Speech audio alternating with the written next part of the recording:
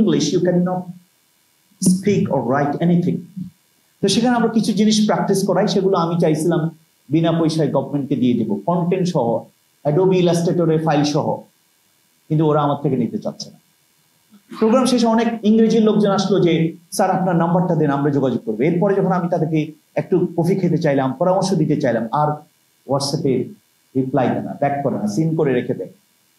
মানে আমি এনসিটিভির একজন সদস্য না, আমি ন্যাশনাল কারিকুলাম কোঅর্ডিনেশন কমিটির একজন মেম্বার।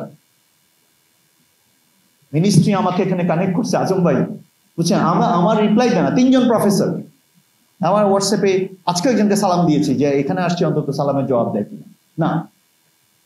তার মানে হচ্ছে মূলভূতটা হচ্ছে এনসিটিভির ভেতরে যারা ডেভেলপ করবে। এখন এই প্রফেসর কি তাহলে খুব ব্যাচ পড়ায়? না না না, ওনার বেল নাই, উনি কলেজে কোনো ফিজিক্স কেমিস্ট্রি ব্যাচ পড়াইতে পারে না, এরকম প্রফেসর তাকে এনে এখানে বসাইছে।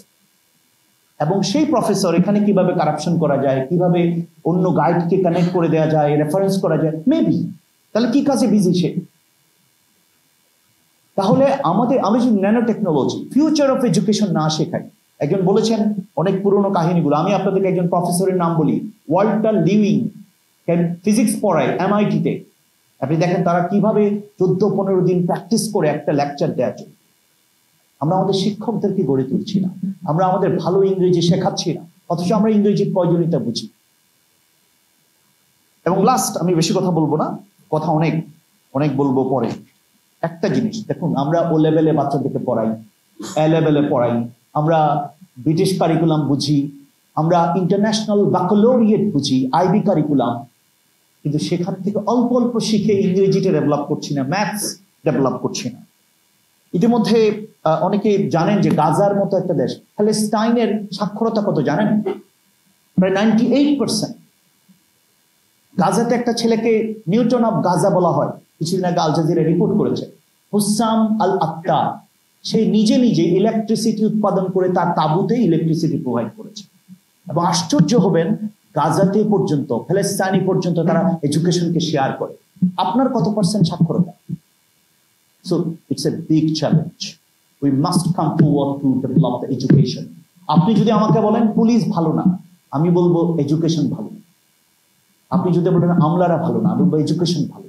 আপনি বলেন আমাদের মানুষ ভালো না, আমি বলবো এডুকেশন ভালো। Education is the core of everything. শিক্ষা ডেভেলপমেন্ট না করে আপনি যতই আবুল তাবুল বলেন না কেন, কিচ্ছু হবে। বাট এডুকেশন আমাদেরকে বেস তৈরি করে। এখানে আমাদের ব্যবহার শিখতে হবে, এখানে আমাদের ফর্মালিটি শিখতে হবে, এখানে আমাকে সরি বলা শিখতে হবে, এখানে আমাকে অ্যাপোলোজাইজ করা শিখতে হবে। এই যে তারবিয়াহ, the total education is important.